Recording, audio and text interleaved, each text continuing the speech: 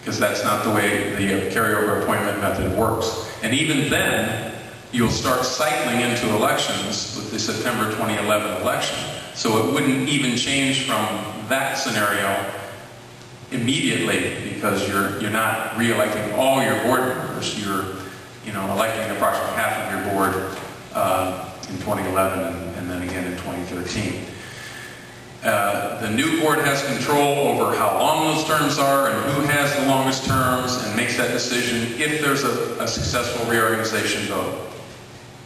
And of course, that's the first thing that has to happen.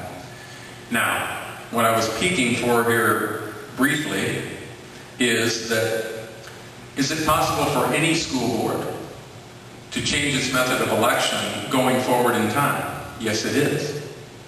275-35 of the code, and this isn't specifically a reorganization issue, but it's a general school district elections issue, says that a school district may change their number of directors and may also change its method of election of school directors to any method authorized by section 275-12 by submission of a proposal and so forth and so on at a special election or at an election.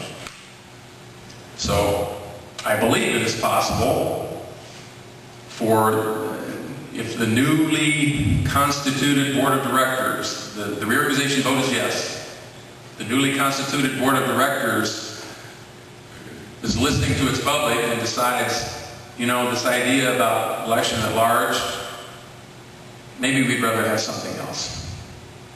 To have another election, to change its method of election of how we're going to elect directors, I think it would be possible for them to do that going forward in time. Perhaps even before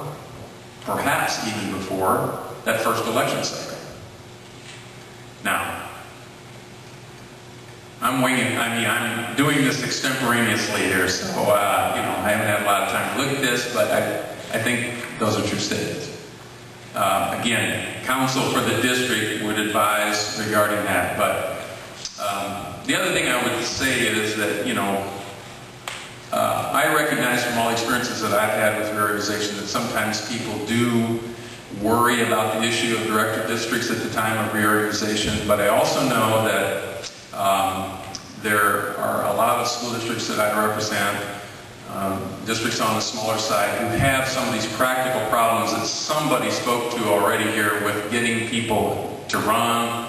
If you carve your district up into director districts, will you always have interest? Will you always have multiple people running? Will you end up with some write-in candidates and so forth? Some people believe there's a lot to be said for at large.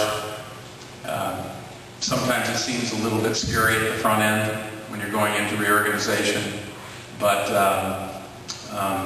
at large has a lot to be said for it. You don't have to redistrict after the censuses. You have a better chance to get a number of people involved. Everybody votes on everybody. Does it really make any difference where people are as long as they're representing everyone and every kid? You make a lot of arguments for at-large directors. I've said quite a bit about that. Those are some of the thoughts I have about director districts. Back to the question. For AEA board members, your job is to decide on whether to approve the reorganization petition as submitted, or perhaps to make some changes in it. I believe technically it is a true statement. I'm looking now in the hearing section. You got it marked there for me already? Where it talks about abilities to,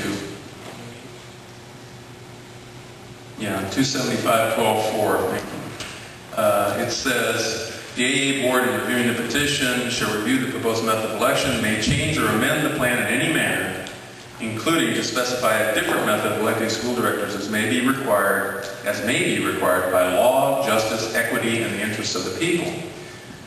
Well, technically you have the authority to do it per that statement. However, you also have in front of you a petition with over 800 signatures of people who signed a petition that said elected at large. Now, I understand that some people have already pointed out that maybe some people sign a petition, don't really understand every aspect of it. Maybe they signed it, some people signed it, didn't even read that part. That's always possible.